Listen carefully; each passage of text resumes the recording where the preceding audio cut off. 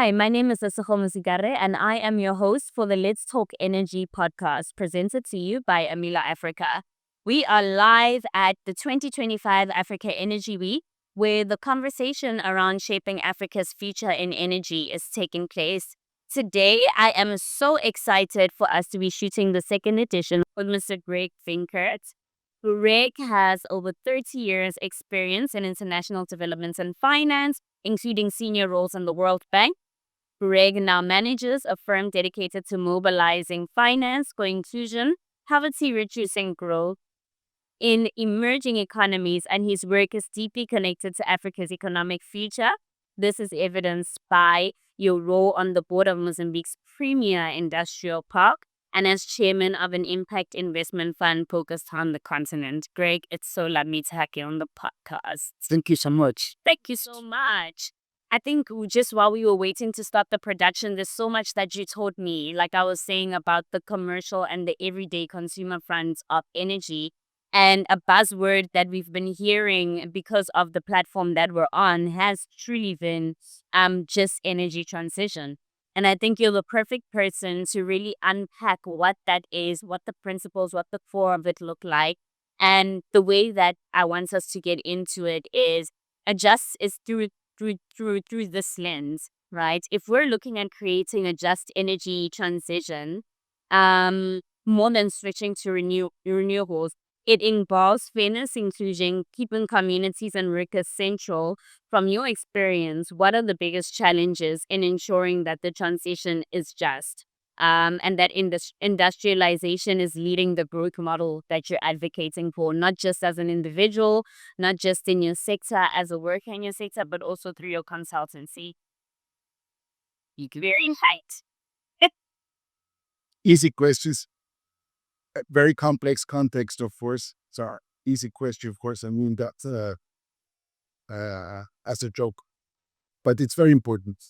So thank you very much for these questions. Just as a quick background, I think when I was in the World Bank also already, I was heavily involved in the energy sector. When I was country director in Cameroon, we made it happen. It was the development of hydroelectricity. It was started through a project called Lompangard, a hydroelectric dam, a retention dam. And after this, now Cameroon started to produce a lot more hydroelectricity, and they continue to expand. They finished another hydropower station, Noctigal, about a year ago. They're now developing a next hydropower station of a lot of capacity called Kikot. But we also did in Cameroon, while I was there, it was a gas power station called the Inkribi Gas Power Station that also injected a lot more. Within 18 months, it was finished and injected a lot more electricity into the system. I was very happy. I started in Cameroon as country director in 2011. I left in 2015. The country had 30% more electricity available. So it can be done. It's possible. There's a lot of work. And Cameroon is continuing to expand electricity production, including a lot of it will be hydro, but also they will continue. They will build additional gas power stations. They have gas there, of course, in Cameroon. Cameroon also has oil. So instead of just exporting it, it can be used locally. And so it's possible to do things. But when you talk about the just energy transition, number one, we're all aware of climate change. Yeah. That's a reality. We all know CO2 plays a role in it. Probably not the only one, but it plays an important role. But there's one fundamental reality we cannot forget. What requires a lot, Africa has a lot of minerals, whether it's critical minerals or quote unquote everyday minerals, a lot of minerals. They'll get mined, brought to the port, exported. Absolutely. And being processed somewhere else. That can be China, it can be South Korea, it can be whatever. It can be Australia, some of it goes to the US or Europe, they're processed somewhere else. By what the whole debate over the last 10 years that argued that Africa doesn't need to develop thermal energy, which is oil and gas, particularly gas energy, does not need that. They can leapfrog from basically close to zero energy today, and that they give you statistics on that. It's very obvious, from very little electricity to a more modern form purely 100% renewable. And that one just doesn't work. I'm very happy that the Africa Energy Chamber is taking up. And Mr. Injay Ayub from Africa Energy Chamber, he's written the book about it, a very good one, It's Just Energy Transition. We have to be more open-minded. And in particular, we have to keep in mind the reality. Processing African minerals requires a lot of electricity. But electricity can be produced in Africa, or it will be produced in China or South Korea. But at the global level, you cannot process minerals without electricity. If we now say, Africa, no, you're not allowed to develop your energy sources, renewable, with a sort of a high new technology and so on, it simply means that same amount of energy goes into the air, the global air, based out of China and China and other countries. And all the value added will stay there, and Africa will not have value added. We'll have very few jobs for all the decades to come. It is very important that in African countries, we start to process those minerals. Then, depending on which minerals, it's semi-processing up to semi-finished good. It can go all the way to other things, different stages. And that requires a lot of electricity. Let me kind of give you an example. We talked about Mozambique, where I'm involved in the Beluruan Industrial Park through a company called Mos Parks. And there is the second largest aluminum smelter in sub-Saharan Africa is there. So they just do the smelting, not the refining. That's done somewhere else. Just for the smelting, it uses 950 megawatt. When that smelter was built 20 years ago, or 25 years ago, the whole country at that time consumed about 350 to 400 megawatt. Entire rest, so it consumed more than twice. Today, Mozambique consumes, depending how you calculate, around 650, 700 megawatt. The rest of the country still. That means Mozal still consumes more than the rest of the country. That's one aluminum smelter. It's a big one, second biggest one in sub-Saharan Africa, but still. That just shows how intensive the processing is, how energy intensive it is. In the case of Mozal, they have this contract through ESCOM, or basically they get the electricity from the Cabora Bassa Dam, which is in central Mozambique. It goes through South Africa, so that's hydroelectricity. So Mozal, so the last 25 years already, they basically use hydroelectricity to produce that aluminum. So that is good. But now, if you make the projections of all these other critical minerals, how much electricity is needed to process it? And this 950 megawatts is just for the smelting process. That does not yet include the downstream industries. We have another company called Midal, now in that industrial park. They make aluminum cables. We just signed a contract with a new company. They're going to produce like aluminum windows or sort of consumer goods, if you want, construction material out of aluminum. They require electricity. When we took over this part, for the first 15, 20 years, it was growing very slowly. Just a few more companies came there. Why? Because there was not enough electricity. Now, as of a year and a half ago, 2 years ago, we now have, there was significant investment made in a sub-power station, the transmission lines going into the park. Now we have very good electricity. We have a capacity of 80 megawatt just for the industrial part. Now the companies are coming. Now the downstream is possible. Before it was not possible. And I want to ask you two things in regards to this. So the first one being, what is the hydro footprint on the continent right now? Particularly, maybe to streamline it, we can look at SADC. What is the hydro footprint in SADC, and where do you think that the gap between the energy that we're producing and the energy that we need in order to industrialize, where do you think that there's oversight there? First of all, many African countries have a huge potential in hydroelectricity. Let me be a little bit facetious here. When we talk hydroelectricity in some policy circles, everybody talks about the Inga project in Congo. Inga has this huge potential of about 30,000 megawatt, if not more.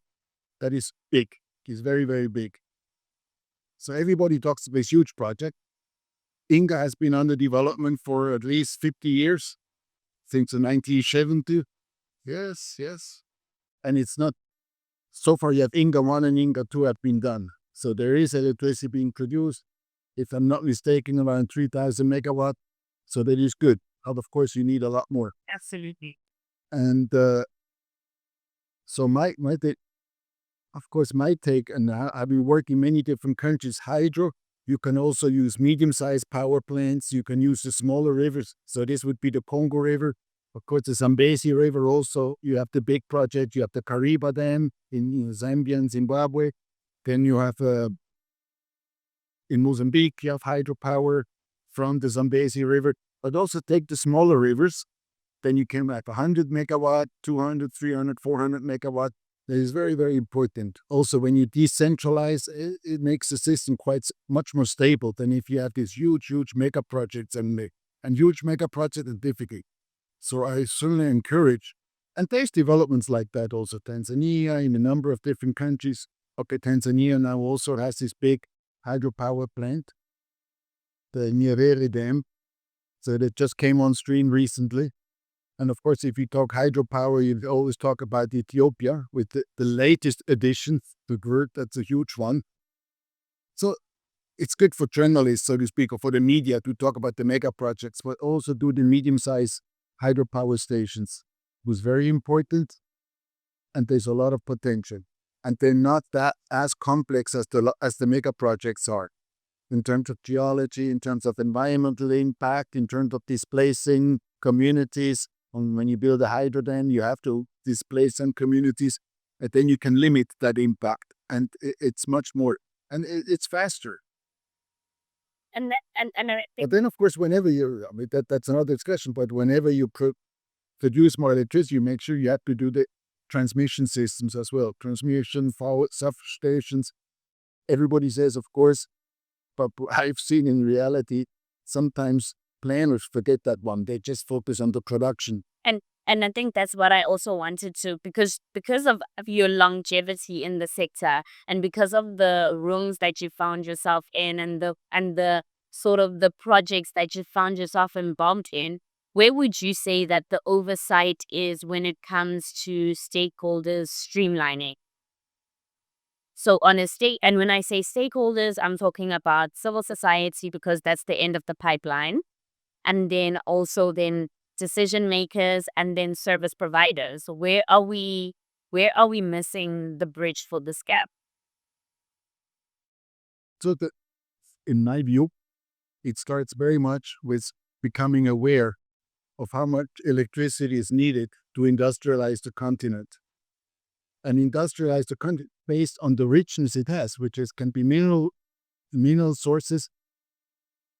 Let's process it on the continent rather than. Is there an awareness? Do you think there's an awareness? Do you think, I'm not touch? I just don't want to get this question, because of since what you've just said, word is that, let us create a goal, right? Let us understand what the need is, so that we can meet and address the need. So from your understanding, and please be honest, do you believe that there is an understanding of what it is that's needed per region on the continent in terms of a goal for the electricity? And are there even industrialization goals? Because if we don't know what the goal is in terms of industrialization, then we won't know how much power we need.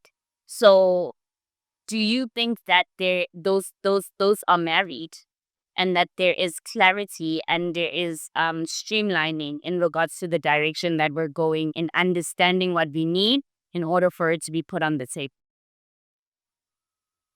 If I can put it black and white, thank you for this question. Let me simplify a little bit and put it black and white. When you follow the various resolutions that were taken under the different COPs, particularly starting with COP Glasgow and then the COPs afterwards, I did not find much awareness in those communiques and official statements about the need of electricity to industrialize Africa. I did not find that. For them, what they mention is just a question of access to electricity. So a number that is globally all the time, World Bank publishes it, all African Union publishes it, African Development Bank publishes it, which is 600 million people in Africa do not have access to energy.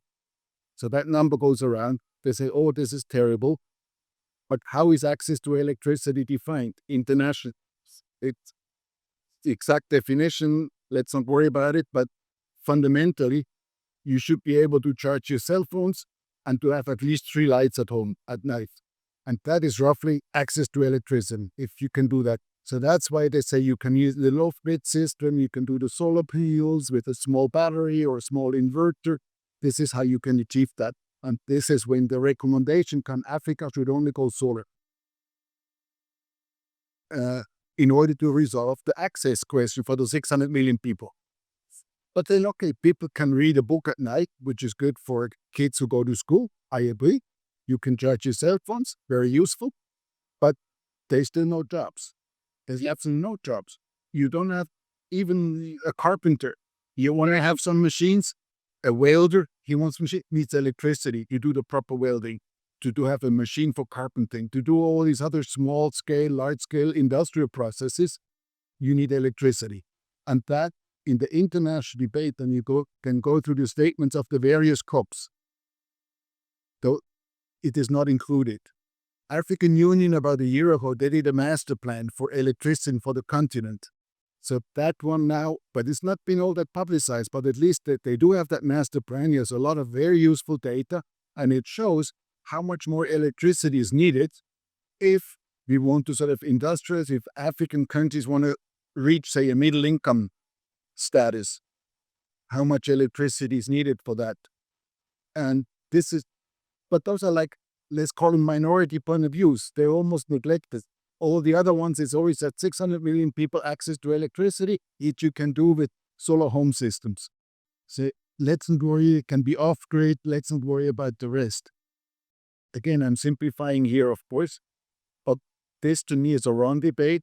It's very insufficient, and we really need to talk much more seriously how to process minerals and also agricultural products, by the way. The processing agricultural products are very important because Africa imports the finalized food products, exported it raw. You know, you export the cocoa to Switzerland. I'm Swiss, so so we import coconut and we send them Swiss chocolate there. And so that awareness has to come much more. And in particular, what is missing is the fact that you process these minerals in China still requires a lot of electricity. And some of it is coal-based, some of it is solar-based or renewable-based in China. They're big investor, but they also still use fossil. They even keep building new coal power plants to process African minerals. So it's a very wrong debate, so that should be done. But the second point, which is also important, many African countries now, they're passing mining legislation that requires the mining companies to process a certain percentage of minerals in the country.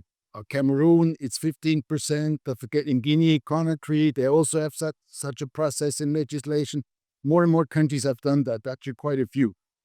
That's a good first step. But then you want to require those mining companies to process these minerals. And if there's no electricity, what are they going to do? Absolutely. So the government has to ensure, so then you need the electricity process. You need the logistics, which is ports, railways, in order to export these products in a competitive way. That's again another ministry. Yep. Then, of course, you need skills development. You need engineers, you need locally trained people, but also the carpenter, the electricians, you need a lot of construction workers. Doesn't work. You need the whole range. So So that means skills training at all different levels. And so that's another ministry again that is in charge of that. Oh. And this interministerial coordination is very important, and it's not enough. I mean, all countries have something like Vision 2030 or Vision 2050. That's normally a short document written by international, or even if it's local consultants, it's a short one. That's not enough. You need the operations here, how to coordinate this vision, how to implement it, What is the budget required? What is the financing required? How much can you finance locally through taxes? How much can you do through borrowing? All these things have to be, and they know the technical issues that need to be done. So that kind of interministerial coordination is very, very important. And the more this happens, then you can require mining companies. Don't process your minerals in Europe or in China. Process it here, and you will see how many jobs get created. Because you have all then the services that come. There's so many other things that come. In addition to just the processing plant, you start creating a dynamic. And then if that dynamic is good, these people don't need to emigrate to Europe anymore. You can reduce the migration flow because there's jobs, and there's good jobs. So, Greg, would you say then, when it comes to the way that the framework is researched, there's an oversight there? Because I think that a lot of what I'm taking away and my own experience in the sector is that there's a global framework that is more prioritized than looking at the local frameworks, right? So I think, even with that being said, I want to have a clear understanding of how it is as somebody who funds out and someone who's in an advisory position on the continent. How is it that you engage and work with, or sort of present cases like, the for instance, the hydro conversation that we had and the benefits of doing the hydro route, or even presenting cases such as, look, right now we have goals in place, but the goals don't necessarily have KPIs. Because if we're saying that there's electricity that's needed in Lesotho, there are resources that can create the electricity in Lesotho. We need a measure of how much electricity we need, but most importantly, we need to know what we need it for. And then, if we are going to develop an industry, which is what industrialization is for, how are we going to capacitate the communities in order to be able to deliver on what it is that we are building and constructing in their community? So how is it that you involve and ensure that change makers and policy individuals, governments, ministries are in a position to be accountable to the goals that they set? I love so much that you spoke about the different COP agendas, for instance, or some of the high level engagements that happen at an UNGA level. We've had the National Development Plan. After the National Development Plan, we had the global goals. After the global goals, so it seems like there's a mark, and every time we get closer to the mark is extended. And I'm predominantly Yao. So when I'm hearing what it is that you've been doing for the past 30 years, I believe that I should not be in a situation where my peers are jobless, because that sounds like a phenomenal plan to eradicate lack of work and poverty on the continent. Why is it not being seen through? Because the energy conversation has been happening before you entered the sector. So where is this gap? On the energy conversation, nevertheless, one of my criticism, and I'm not the only one pointing that out, and particularly at Africa Energy Week, I'm in very good company of people who think similarly, which is the African voice, the African analytical voice has to be much stronger. Don't let Northern, let's put it this way, in simple European, American NGOs define, or think tanks for that matter also, they publish research reports, they do all these things, they have the resources to frame the debate. It has to be much more African and analytical work, like Africa Energy Week, and there's quite a few, and they have to get a stronger voice. They have to get a stronger voice in how to shape that energy future of the continent, and particularly, what does it take? Not just energy access to, so that families can charge the cell phone. Phones and switch on lights So, and use stoves. and only 3 lamps, not even more. They don't have a fridge yet. Energy access not even includes a fridge or a television set. But anyway, it has to it has to create the jobs. Africa is such a rich continent, whether it's agriculture production, whether it's in the mineral production that turn into consumer goods. So that has to be amplified. And you cannot do just one report, one study. No, you have to keep talking about it until it enters the global debate more and more and more. So that's very important.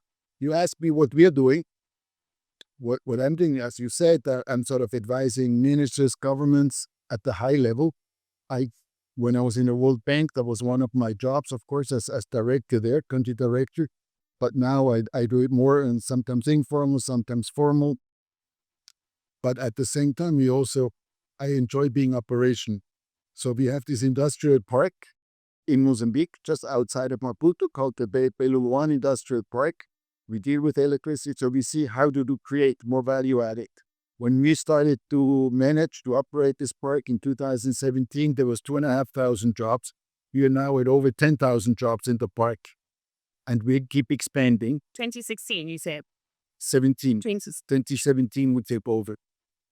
But we're also doing industrial parks, for example, in Nampula province in northern Mozambique. And that one is started. Now also it's starting to create jobs there, increase local content next to the Kenmare mining company, Irish mining company going heavy sands. So their local content is going up. But also very importantly in the Cabo Delgado province, northern Mozambique next to Tanzania, where you have the huge gas finders, LNG. So then you have Total, Eni from Italy, you have Exxon. Those are the main players. There's quite a few other ones, but they're the main ones. And so we are not going into the energy, the gas business. That's for the big ones. Of course. But we work with those, in particular with the provincial government. We've set up a special company. The assets are owned by the provincial government. So now we're doing industrial parks in Cabo Delgado, the big one being around the LNG, the gas projects in Afungi, near Palma. But then also Cabo Delgado is a rich province, so they also have other minerals. There are ruby mines, but there's also graphite mines.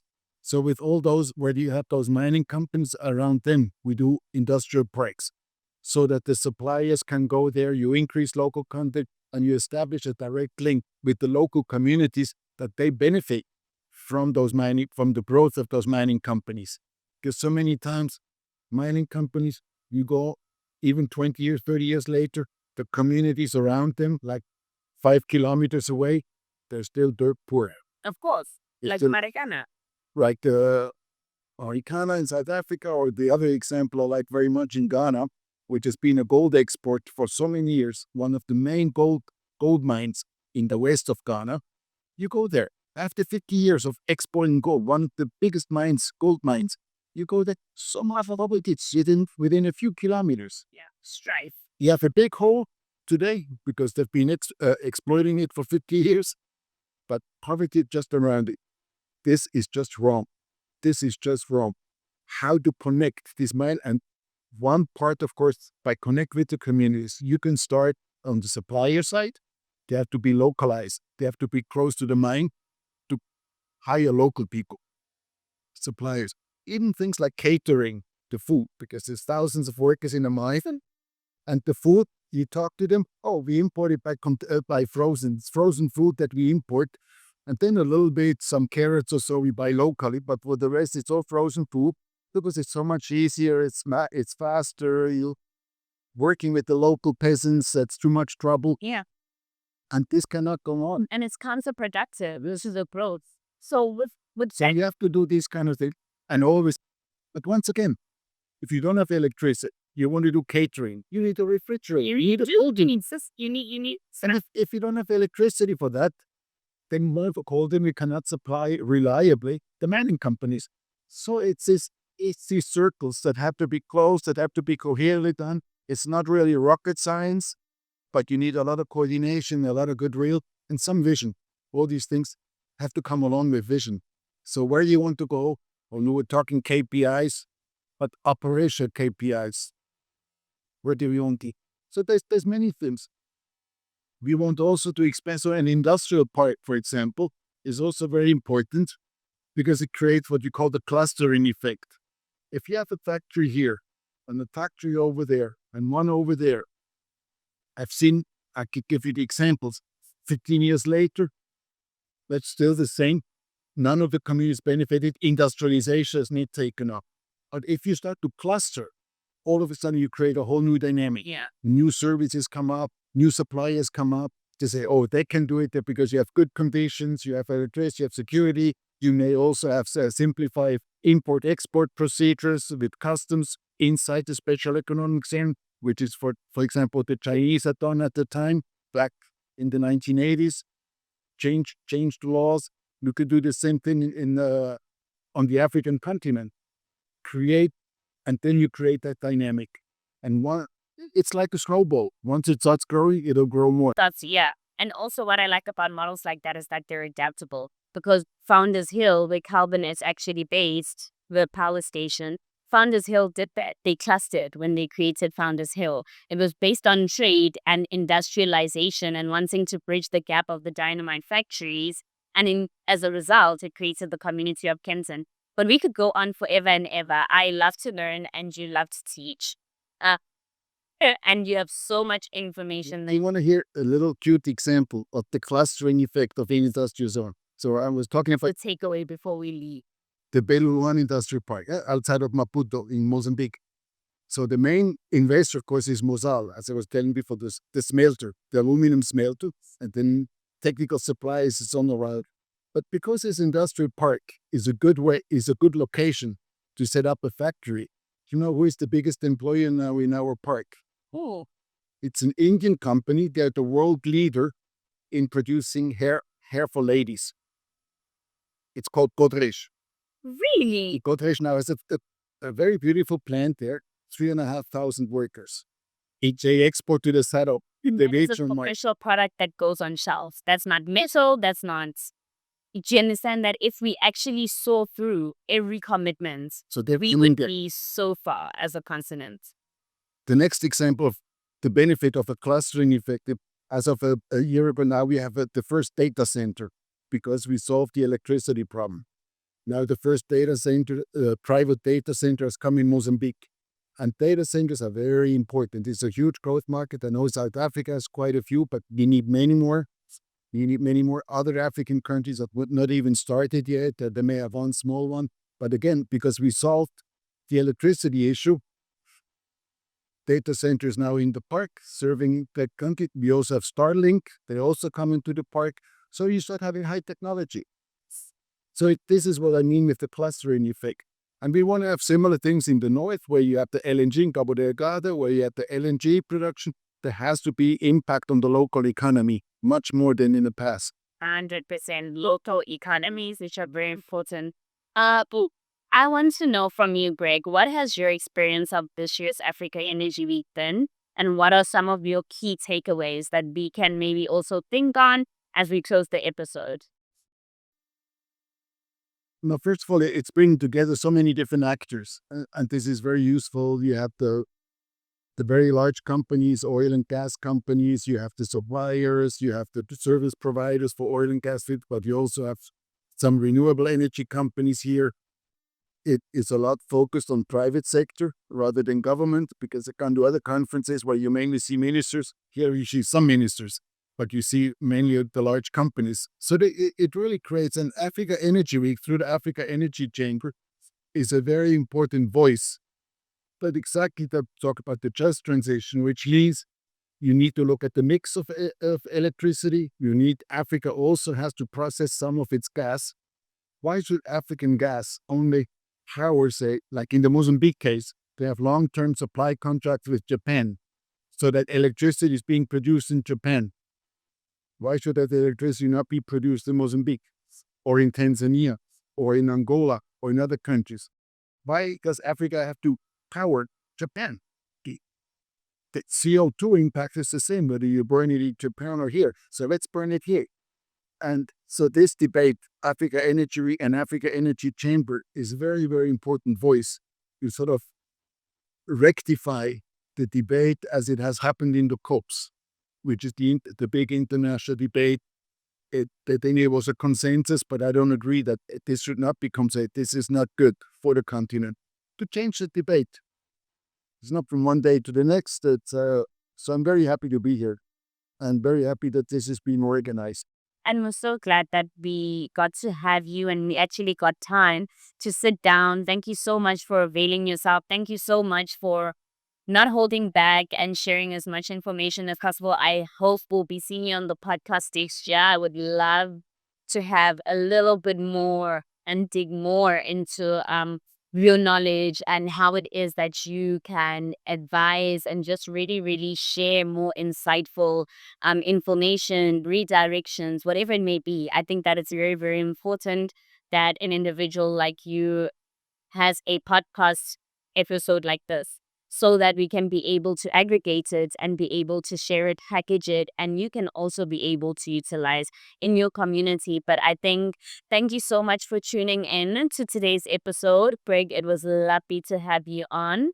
And we definitely hope that we'll be visiting Mozambique, where you'll be hosting us to have a few conversations with some key players in the energy space. Thank you. We should come visit our industrial park any day. Definitely. And let's see. Well, thank you very much. This is a very important debate. Africa Energy Week, for those, I'm very glad that Amila Africa is taking this forward. So it is just very important. Without energy, not much happens. Absolutely. And so thank you for organizing all these podcasts. Thank you for having me on one of the series. So thank you very much. Happy to talk again in the future. Looking forward to it. This was so insightful. Thank you so much. Thank you. Thank you so much. That was so lovely. So, sorry.